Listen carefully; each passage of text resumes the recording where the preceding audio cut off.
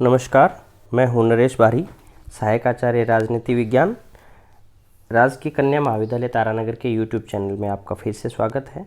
आज हम इस वीडियो में देखेंगे कि कैसे और क्यों अरस्तु प्रथम राजनीतिक वैज्ञानिक के रूप में प्रसिद्ध हैं और अरस्तु को राजनीति विज्ञान के पितामह कहा जाता है। प्रथम राजनीतिक वैज्ञानिक यानी जिसने साइंटिफिक अध्ययन की नींव रखी और इसी वजह से ही उन्हें फादर ऑफ पॉलिटिकल साइंस भी कहा जाता है। कुछ और वजह भी हैं क्यों उनको इतना विशिष्ट दर्जा प्राप्त है। स्टार्ट करते हैं। मैक्सी ने अरस्तु को प्रथम वैज्ञानिक विचारक कहा। इस टाइप के जो कथन होते हैं विभिन्न राजनीतिक वैज्ञानिकों के, जिन्होंने किसी थिंकर पे या पॉलिटिकल कमेंट्री की हो, उन पर लिखा हो, वो कथन महत्वपूर्ण होते हैं कि कौन से थिंकर ने या कौन से पॉलिटिकल साइंटिस्ट ने अरस्तु के बारे में यह कथन कहा है। मैक्सी ने अरस्तु को प्रथम वैज्ञानिक माना। डनिंग्स ने कहा कि पश्चिम जगत में राजनीति विज्ञान अरस्तु से ही आरंभ होती है। डनिंग ने यह कहा कि वेस्ट में पॉलिटिकल साइंस स्टार्ट ही अरस्तु से होती है। अरस्तु की पॉलिटिक्स को राजनीति विज्ञान की महानतम कृति और अनुपम निधि माना जाता है। प्लेटो निगमनात्मक पद्धति से अध्ययन करते हैं और उन्हें मतलब आदर्श राज्य से यथार्थ राजनीतिक स्थिति से नहीं है। उन्हें मतलब आदर्श राज्य से है, यथार्थ राजनीतिक स्थिति से नहीं है। प्लेटो की दृष्टि में स्थूल रूप से दिखने वाला वास्तविक जगत मिथ्या है और विचारों का काल्पनिक जगत वास्तविक है। प्लेटो ने राजनीति विज्ञान को स्वतंत्र दर्जा भी प्रदान नहीं किया, वह नीति शास्त्र का ही अंग बनी रही।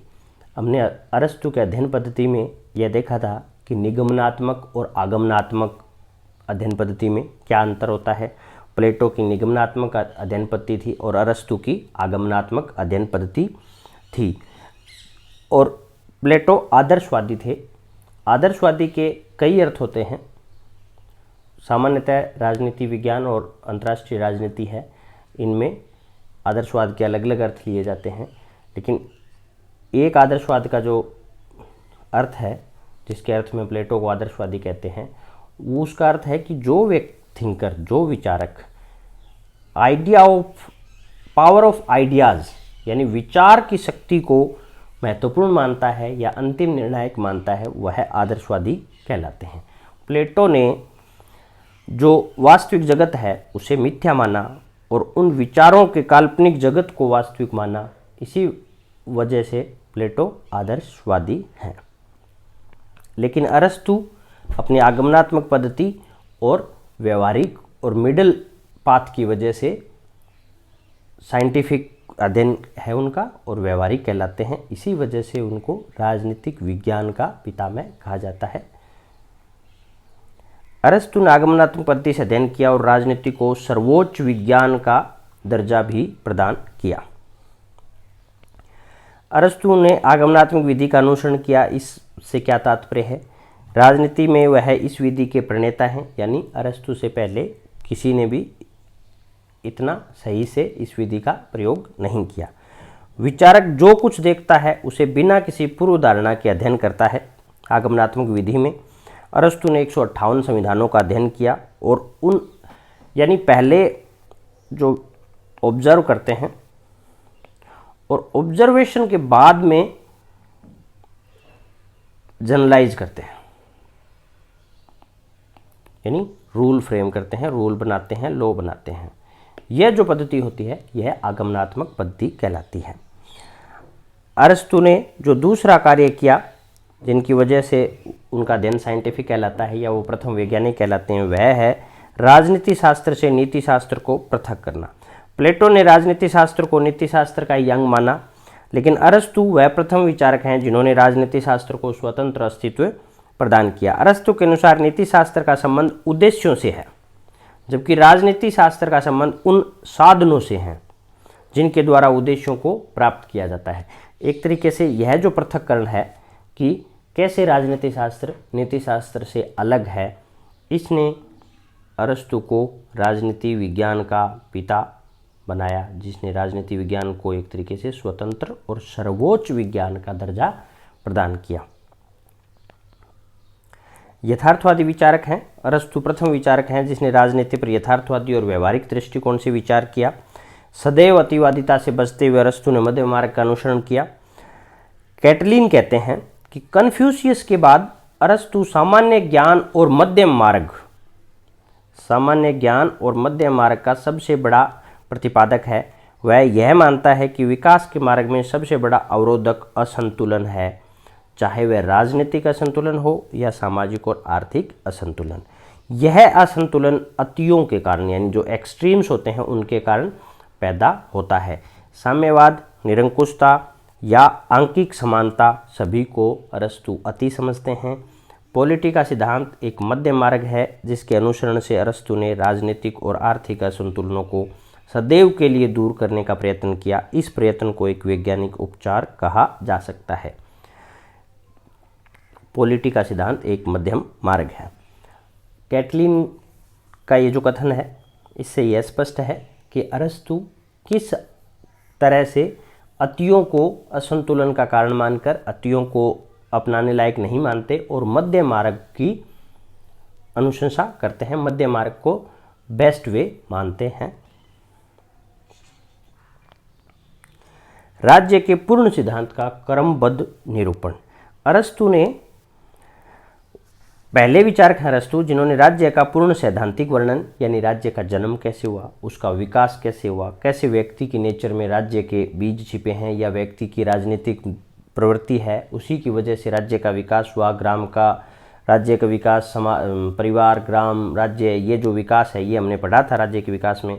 संविधानों की रचना, उनका वर्गीकरण 2 आधारों पर, नागरिकता, कानून की सर्वोच्चता, क्रांति का इतना विस्तृत वर्णन, ये जो इतने महत्वपूर्ण विषय हैं जो राज्य की सैद्धांतिक वर्णन के लिए महत्वपूर्ण हैं, इन सब का विस्तार से वर्णन अरस्तु ने किया और अरस्तु ऐसा करने वाले प्रथम विचारक थे। ये सभी आधुनिक राजनीतिक चिंतन के विषय हैं जो अरस्तु के लेखन में हमें मिलते हैं। बारकर ने कहा, अरस्तु के विचार प्राय आधुनिकतम हैं, भले ही अरस्तु का राज्य केवल एक नगर राज्य है। यानी अरस्तु के जो विचार हैं वो मॉडर्न पॉलिटिकल साइंस की विषय वस्तु हैं, मॉडर्न पॉलिटिकल साइंस का दृष्टिकोण है, मॉडर्न पॉलिटिकल साइंस की मेथडोलॉजी है। इसी वजह से अरस्तु आधुनिक राजनीति के पिता में कहे जाते हैं कि उन्होंने आधुनिक राजनीति की नींव रखी। अरस्तु ही पहले विचारक हैं जिसने यह प्रतिपादित किया कि मनुष्य एक राजनीतिक प्राणी है। यह अरस्तु की राजनीति को अमूल्य धरोहर है। अरस्तु ने संविधानों का वैज्ञानिक वर्गीकरण किया, यह हम पढ़ चुके हैं। संविधानों के वैज्ञानिक वर्णन पर स्पष्ट पृथक रूप से एक लेक्चर है। बारकर ने अरस्तु के पॉलिटिक्स के अनुवाद में लिखा है कि अगर कोई यह पूछे कि अरस्तु की पॉलिटिक्स ने सामान्य यूरोपीय विचारधारा को उत्तराधिकार के रूप में क्या दिया, तो इसका उत्तर एक ही शब्द में दिया जा सकता है, संविधान शास्त्र। अरस्तु को संविधान और संविधानवाद का जनक कहा जाता है। संविधान और संविधानवाद दो एक तरीके से अलग चीज़ें हैं। संविधानवाद है वह और भी ज़्यादा महत्वपूर्ण तथ्य है, महत्वपूर्ण विचार है। संविधानवाद और से तात्पर्य एक लिमिटेड गवर्नमेंट,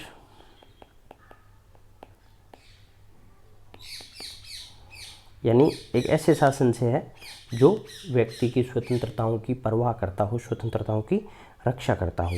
ये जो लिमिटेड गवर्नमेंट का कॉन्सेप्ट है, ये ही आगे आधुनिक समय में लोकतंत्र की एक तरीके से नींव साबित होता है, लोकतंत्र के लिए आधार साबित होता है।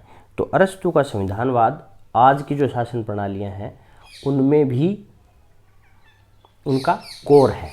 तो अरस्तु उस समय लिख रहे हैं जब नगर राज्य है, लेकिन उनके जो विचार हैं वह आज के राजनीति विज्ञान के लिए भी उतने ही आधार साबित हो रहे हैं। संविधान के बारे में इतना विस्तृत अध्ययन अन्यत्र नहीं मिलता। संविधानों का अध्ययन आधुनिक राजनीतिक शास्त्र का प्रमुख विषय है। संविधान वर्गीकरण उसे प्लेटो से विरासत में मिला, लेकिन लीसियम में विस्तृत अध्ययन किया। ये जो टॉपिक हैं, जो जिन मुद्दों को अरस्तु ने डील किया है वह एक तरीके से आधुनिक राजनीतिक शास्त्र के विषय वस्तु हैं, भले ही वह नागरिकता हो या संविधान का अध्ययन हो, क्रांतियों का वर्गीकरण हो। नागरिकता की व्याख्या है उसका भी अरस्तु ने जितना विस्तृत वर्णन किया है वह एक राजनीति वैज्ञानिक के नाते उनकी अमूल्य निधि है। कानून की सर्वोच्चता का प्रतिपादन मॉडर्न पॉलिटिकल साइंस के लिए सबसे महत्वपूर्ण है। कानून की सर्वोच्चता। अरस्तु सर्वाधिक बुद्धि संपन्न व्यक्तियों के विवेक के स्थान पर परंपरागत नियम और कानून की श्रेष्ठता में विश्वास करते हैं। सर्वाधिक बुद्धि संपन्न व्यक्तियों के विवेक में कौन विश्वास करता था? प्लेटो। तो वो प्लेटो से अलग वो अरस्तु नियमों और कानूनों की श्रेष्ठता में विश्वास करते हैं। अरस्तु ऐसे शास्त्र की रचना करना चाहते थे जिसके निर्धारित नियमों का अनुसरण और आदर्श राज्य की स्थापना संभव हो सके। अरस्तु का विश्वास कानून के शासन में था। जो रूल ऑफ लॉ है वह आज आधुनिक राजनीति विज्ञान या आधुनिक पॉलिटी हैं उनमें सबसे महत्वपूर्ण विचार हैं। कानून की सर्वोच्चता और संवैधानिक शासन की वांछनीयता में विश्वास की दो धारणाओं के आधार पर ही उन्हें संविधानवाद का पिता कहा जाता है। यानी कानून की सर्वोच्चता और संवैधानिक शासन की वांछनीयता में विश्वास, ये जो दो कॉन्सेप्ट हैं इन्हीं वजह से अरस्तु को संविधानवाद का पिता कहा जाता है।